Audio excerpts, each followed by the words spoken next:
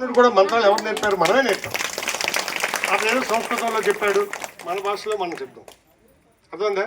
ఇప్పుడు మాకు బావగారు అవుతాడు మరి గోపాలు నేను పరిచయం అయిన తర్వాత చాలా కార్యక్రమాలు చేశారు. ఏంటి చేశారు? అక్షర బ్రహ్మ అంటే ఇక్కడ ప్రాజెక్ట్ ఆఫీసర్ గారు, కలెక్టర్ గారు అతన్ని ఒక నియమించి, ఇదిగో బాబు గోపాలు, నువ్వు ఒక సవర లిపి కనిపెట్టావు, ఆ ప్రచారం చేస్తున్నావు, మన సవర జాతికి అందరికీ చెబుతూ అందరికి కూడా అక్షరం ఏంటి ఏమిటని చెప్పాడు. అతనికి ప్రాజెక్ట్ ఆఫీసర్ గారు, కలెక్టర్ గారు ఒక ప్రచారకర్త అక్షర విజయంలో అతని ప్రోగ్రాంలో పార్టిసిపేట్ చేసి మనందరం అక్షరాలు ఎలా నేర్వాలి, మన జాతి సంస్కృతి ఎలా ఉండాలి, మన సంప్రదాయాలు కట్టుబట్లు ఎలా ఉండాలని ఈ జిల్లా మొత్తం ప్రచారం చేశారు ఆ గోపాల్ గారు. తర్వాత నేను అతను పరిచయం అయిన తర్వాత మాయ గారు, అత్తగారు ఏ కార్యక్రమం అని మా ఊరు మన పుట్టజంలో కన్నయ్య కూడా మాయ గారు, బిడ్డికి తాటరాజు గారు అతను ఏ కార్యక్రమం చేసినా మనోడు వచ్చి ఆ పూజా కార్యక్రమాలు అతని ద్వారా ఫస్ట్ చేయించాం.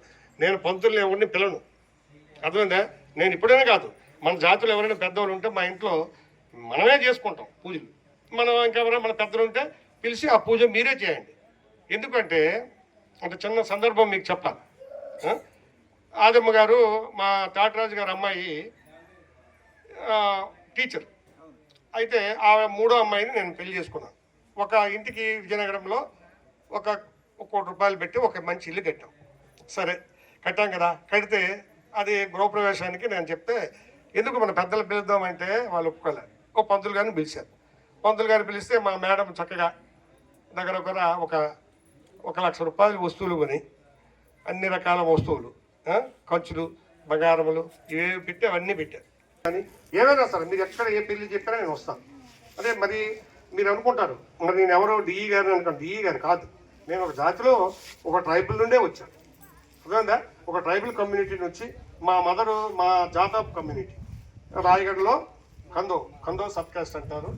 అది అక్కడ ఉయిక, వాళ్ళ ఇంటి పేరంతా ఉయిక. 500 గడప వాళ్ళు ఉన్నారు.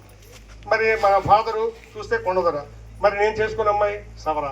అంటే అన్ని సబ్ కాస్టులు మనం కలాలి, ఒక జాతి కాదు. అంటే మన దేశంలో ఎన్ని ఉన్నాయి? మన రాష్ట్రంలో 35 సబ్ కాస్టులు ఉన్నాయి. మరి దేశం మొత్తం మీద తీసుకుంటే 720 సబ్ కాస్టులు ఉన్నాయి. అందులో సవర అనేది ఒకటి, మరి కొండదొర ఒకటి, జాతాప్ ఒకటి, అలాగే గదవ ఒకటి, ఇలాగా అనేక సబ్ కాస్టులు ఉన్నాయి. మన ఆంధ్రాలో తీసుకుంటే 35 సబ్ కాస్టులు ఉన్నాయి. మరి 35 మన మత గురువులు ఆ పూజలు కంపల్సరీగా వాళ్ళతోనే మన కార్యక్రమం చేసుకోవాలి. నేను మన ట్రైబుల్లో మనం ఎవరిని ఎంకరేజ్ చేయాలి? మన వాళ్ళకి మనకి ఎంకరేజ్ చేయాలి కదా.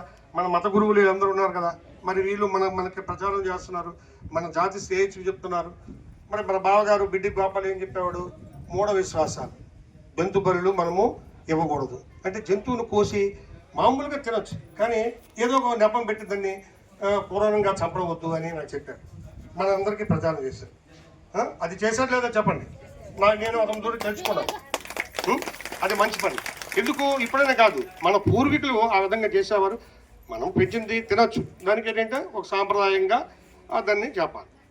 అంతేగాని ఏదో నెపం పెట్టి దాన్ని అక్రమంగా దాన్ని చంపడం అనేది నేరము, ఆ జంతు బలులు చేయొద్దు అని చెప్పాడు. సో అలాగే కాకుండా ఇంకోటి ఏంటి చెప్పాడు? మనమందరం మన లిపిలో మన సంబంధాలు, మనవన్నీ మన పెళ్ళిళ్ళు సంస్కారబద్ధంగా మనము మన పూజలతో చేసుకొని మనకేంటి 5 పంచభూతాలు. దేవుడు అనేవాడు మనిషే దేవుడు కాబట్టి మనము ఆ మనిషిని ఇప్పుడు అతను మంచి వ్యక్తి కాబట్టి అతని విగ్రహం మన ఊర్లో వెలిసింది. నాకెందుకు నేను శాంతి అమ్మాయి ఉంది, ఆ మనవరాలు ఎంత అంటే తాతని ఎక్కడికి వెళ్ళినా కనిపెట్టుకొని అతను శ్రేయోబలాస్ అన్నీ చూసుకునేది. ఎక్కడికి వెళ్ళినా సరే ఆ గ్రూప్ ఉంటుంది. మన సోమేశ్వర గారు, అలాగే అంగయ్య గారు, అలాగే మనకు చాలామంది ఉన్నారు. త్వయిక మనం 10 మంది శిష్యులు ఉన్నారు. వాళ్ళందరితో పాటు ఆవిడ ఒక ఆడపిల్ల ఉండేది. అన్నీ ఎక్కడికి వెళ్ళినా వాళ్ళకి ఏమైనా వంట పెంటలు చేయాలైనా అంత మంచి మనిషి ఆ శాంతి.